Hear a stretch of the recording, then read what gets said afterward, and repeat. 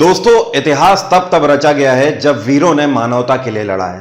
आज ISRO, Indian space research organisation, हमारे देश भारत को एक नए आयाम पर, एक नए मुकाम पर ले जाने के लिए अग्रसर है और तैयार खड़ा हुआ है। आज का दिन बहुत बड़ा होने वाला है। हमारा देश भारत दुनिया भर में इतिहास रचने को तैयार है। चंद्रयान 3 की मैं बात कर रहा हूं। 14 जुलाई 2023 आज का दिन है और यह दिन इसलिए अब बड़ा होने वाला है क्योंकि आज चंद्रयान 2 जब 2019 में लॉन्च किया गया था तो उसके विफल होने के बाद पिछले 3 से 4 साल की हमारी मेहनत है, जिसको आज फिर से चंद्रयान 3 में हम पूरे तरीके से झोंक कर लॉन्च करने वाले हैं। इस वीडियो में मैं आपको बताऊंगा कि सैटेलाइट कितने तरीके की है, उसके अलावा चंद्रयान 2 से चंद्रयान 3 डिफरेंट क्यों है, दोनों में क्या क्या पूरा अंतर है और इस बार गारंटी क्यों दी जा रही है कि यह मिशन सफल होगा ही होगा। ये सारी चीजें आपको पता लगेंगी। तकनीकी तौर पर भी यहां पर मैं आपको बताऊंगा कि किस तरीके से चंद्रयान 3 वर्क करेगा। तो मेरे साथ जुड़े रहिए। देखिए दोस्तों, जब भी कोई उपग्रह होता है और हमें उस पर रिसर्च करनी होती है तो हमारे पास 3 तरीके की सैटेलाइट होती है। दुनिया भर में यही 3 तरीके की सैटेलाइट है। अब यह सैटेलाइट कैसी है समझ लीजिए। जब आप किसी भी उपग्रह को रिसर्च करना चाहते हो तो पहली जो सैटेलाइट का तरीका होता है उसको हम लोग बोलते हैं ऑर्बिटर। क्या बोलते हैं? ऑर्बिटर। ऑर्बिटर का मतलब यह होता है कि आप जब इस सैटेलाइट को छोड़ते हो तो यह सैटेलाइट इस पर्टिकुलर उपग्रह, मैं यहां चंद्रमा का ही एग्जांपल ले रहा हूं उपग्रह में, कि चंद्रमा के पास जाएगी और इसकी ऑर्बिट में, ऑर्बिट का मतलब इसके आसपास के वातावरण के कांटेक्ट में आएगी और वहीं पर घूमती रहेगी, मतलब बाहर की उसकी कक्षा में घूमती रहेगी और वहीं से ये फोटो कैप्चर करेगी, वीडियो कैप्चर करेगी और हमें पृथ्वी में भेजती रहती है, जिससे कि हमें यह समझ आता है कि जो उपग्रह है उसके बाहर का वायुमंडल कैसा है, उसके बाहर का एटमॉस्फेयर कैसा है, उसके बाहर क्या क्या चीजें हैं, उसकी ऑर्बिट में और कौन कौन से तत्व देखने को मिल रहे हैं, कुछ और भी ऑब्जेक्ट हैं कि नहीं है। ये सारी चीजें हमें वायुमंडल का पता लगाने के लिए जो पहले तरीके की सैटेलाइट होती है, इसको क्या बोलते हैं? इसको बोलते हैं ऑर्बिटर, जो कि ऑर्बिट में घूमता रहता है। अब जो दूसरी तरीके की जो सैटेलाइट होती है दोस्तों, उनको बोला जाता है क्या? वो लैंडर और रोवर बेसिस पे काम करती है, जिस पर बेस था हमारा चंद्रयान 2। जब चंद्रयान 2 को लॉन्च किया गया था तो उस टाइम पर आपने सुना होगा कि लैंडर, जिसका नाम था क्या? विक्रम, हमने रखा था इसका नाम क्या? विक्रम रखा था इस लैंडर का नाम। और जो रोवर था, जो कि लैंडर के अंदर ही होता है, उसका नाम हमने रखा था प्रज्ञान। अब देखिए यह काम कैसे करता है, इसको समझिएगा। जैसे मान लो ये आपका मून है, उपग्रह है, आपने इसमें सैटेलाइट भेजी। अब ये सैटेलाइट पहले तो गई इसकी ऑर्बिट में। जैसे ही ये ऑर्बिट में जाती है तो पहले ये इसके ऑर्बिट में घूमेगी और उसके बाद ऑर्बिट के अंदर जाते जाते ये धीमे से इसकी कक्षा में ऐसे करके प्रवेश कर जाती है अंदर। जब ये कक्षा के अंदर प्रवेश करेगी तो अपने आप ये क्या करता है, ये ऑर्बिटर इससे छूट जाता है, मतलब एक्सट्रैक्ट हो जाता है, अलग हो जाता है और सीधे फिर आपको क्या दिखाई देता है? ये दिखाई देता है, जिसको हम क्या बोलते हैं? लैंडर। अब लैंडर का काम चालू हो जाता है, लैंडर फंक्शनिंग करना शुरू करता है। जब ये फंक्शन करता है तो ये अपने आप में एक एसएलवी मिसाइल की तरह काम करता है। जैसे कि अभी कुछ टाइम पहले स्पेस एक्स में एलोन मस्क के द्वारा कहने पर जो अभी सफलतापूर्वक परीक्षण किया गया है कि स्पेस एक्स ने ऐसी मिसाइल बनाई है जो हवा में तो जाएगी, मारेगी और उसके बाद वापस आके वहीं पर सॉफ्ट लैंड कर जाएगी जहां से उड़ी थी। उसी तरीके से ये जो लैंडर है ये क्या करते हैं? ये करते हैं सॉफ्ट लैंडिंग। एक होती है नॉर्मल लैंडिंग। नॉर्मल लैंडिंग जैसे कि आप हवाई जहाज में बैठते हो तो वो जब लैंडिंग होती है तो आपको धचका लगता है। जैसे ही हवाई जहाज रनवे पे आएगा वापस तो आप देखोगे आपको धचका लगने लगा यूं करके, वो होती है नॉर्मल लैंडिंग।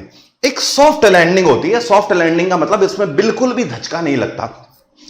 इसके जो पाए होते हैं ये देखिए आप यहां पर, ये सॉकर लगे हुए हैं इसमें और ये बहुत ही हाई क्वालिटी के होते हैं। ये प्रॉपर जाके ऐसे जाकर इसके अंदर, चंद्रमा के अंदर जाकर पूरा ऐसे सीधा सीधा सीधा जाके बिल्कुल बैठ जाता है। तो that is called soft landing, जो कि लैंडर का काम होता है। अब लैंडर ने क्या किया भाई कि ये उतर गया प्रॉपरली वहां पर। जैसे ही उतर जाता है तो इसके दरवाजे ऐसे खुल जाते हैं। इसके अंदर क्या फिट होता है? इसको बोलते हैं हम लोग रोवर। रोवर का मतलब क्या? जो अब मूव करेगा, रोटेट होगा, ठीक है। तो ये इसके अंदर एक सबसे खास रोबोट होता है लैंडर के अंदर। जैसे इसके दरवाजे खुलेंगे, अब ये जमीन पे लैंड कर गया मून की और उसके बाद निकला क्या? रोवर। अब रोवर बाहर आएगा और ये अपना काम करना शुरू करेगा। ये वहां पे मिट्टी की गुणवत्ता को भी चेक कर लेगा, ये बहुत हाई क्वालिटी का होता है। ये इस तरीके से सॉइल की गुणवत्ता को भी चेक करेगा, आसपास के जितने और एलिमेंट्स होंगे, गैसेस को भी वहां पर सेंस करेगा, ये सारी चीजें ये वहां पर पता लगाएगा। और आप देख रहे हो, और पास से जाकर ये वीडियो भी लेगा और फोटो भी हमें भेजने का काम करेगा। तो ये अंतर है किस तरीके में, सैटेलाइट्स में। दो तरीके की सैटेलाइट मैंने आपको बताई, एक नॉर्मल सैटेलाइट जो कि ऑर्बिटर की तरह काम करती है, बाहर के वायुमंडल से फोटो और वीडियो भेजती है। दूसरी ये हो गई जो कि अंदर जाके इस तरीके से, जिसके अंदर लैंडर और रोवर होता है।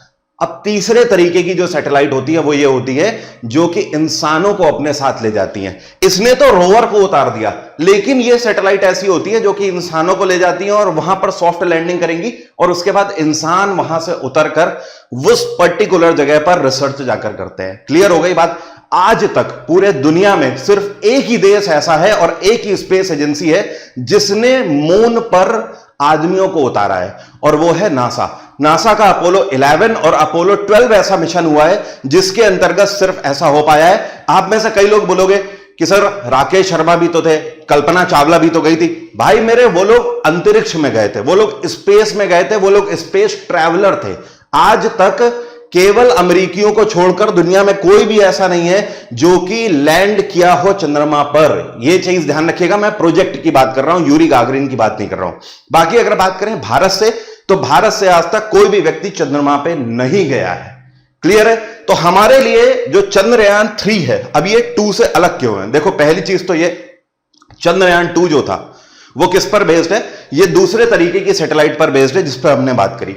ये एक ऐसी सैटेलाइट है जिस पर लैंडर भी है और रोवर भी है। ये इंसानी वाला नहीं है सैटेलाइट, ठीक है, ये इंसानों को लेकर नहीं गया है। अब चंद्रयान 2 जब लॉन्च हुआ था तो उसमें ऑर्बिटर पर तो एज अ ऑर्बिटर उसने बढ़िया काम किया था। चारों तरफ वो घूमा, पहले उसने परिक्रमा करी, फोटो और इमेजेस सब कुछ हमारे पास आ रही थी। लेकिन जैसे ही विक्रम पर काम होने लगा, जैसे ही वो अंदर गया और विक्रम की फंक्शनिंग शुरू हुई, वहां से नेटवर्क टूट गया था चंद्रयान 2 का, और उसके बाद ही हमें ये लॉस हो गया था। उसके बाद आगे किसी को कुछ पता ही नहीं लगा कि क्या हो गया था। अब जो ये चंद्रयान 3 है, पहली चीज तो ये कि इसमें लागत में कमी आ गई है। क्यों? क्योंकि ये जो लैंडर और रोवर, इनकी जो तकनीक थी ये हम पहले ही बना चुके थे।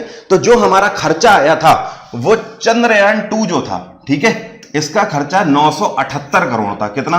978 करोड़। अब जो चंद्रयान 3 है इसमें खर्चा मात्र आ रहा है 615 करोड़। कारण क्या है? क्योंकि हम टेक्निक पहले ही बना चुके थे, वो पैसा हमारा यहां पर बच गया। अब देखिए, दूसरी बात यह कि आज अगर सब कुछ सही रहता है, वैसे तो सब कुछ सही जा रहा है अभी तक भी, जब तक ये वीडियो लॉन्च होगा तब तक मोस्ट प्रोबेबली चंद्रयान 3 निकल भी चुका होगा यहां से। आज 14 जुलाई को 2:35 पे दोपहर में इसको लॉन्च किया जा रहा है श्रीहरिकोटा स्पेस स्टेशन से। इसके अलावा सब कुछ अगर ठीक रहता है तो ये आने वाले टाइम पे 23 अगस्त 2023 को लैंड कर जाना चाहिए वहां पर मून में। अगर ऐसा हो जाता है भाई मेरे, तो दुनिया में हम चौथे ऐसे देश होंगे ऐसा करने वाले। आज तक चंद्रमा पे अपने रोवर को लैंड कराने वाले सिर्फ 3 ही देश हैं, अमेरिका, रूस और चाइना। अगर हम सफलतापूर्वक ऐसा कर देते हैं तो दुनिया के चौथे ऐसे देश हम बन जाएंगे। लेकिन अगर बात करी जाए कि चंद्रमा पे इंसानों को उतारने वाली कौन सी स्पेस एजेंसी है, तो वो सिर्फ एक ही देश है, एक ही स्पेस एजेंसी है, नासा और अमेरिका। अमेरिका की नासा ने ही आज तक यह करके दिखाया है। और हां, अगर चंद्रयान 3 हमारा सफल हो जाता है तो हमारे लिए रास्ते खुल जाएंगे, भारत आगे के लिए तैयार हो जाएगा इंसानों को भेजने के लिए मून पे।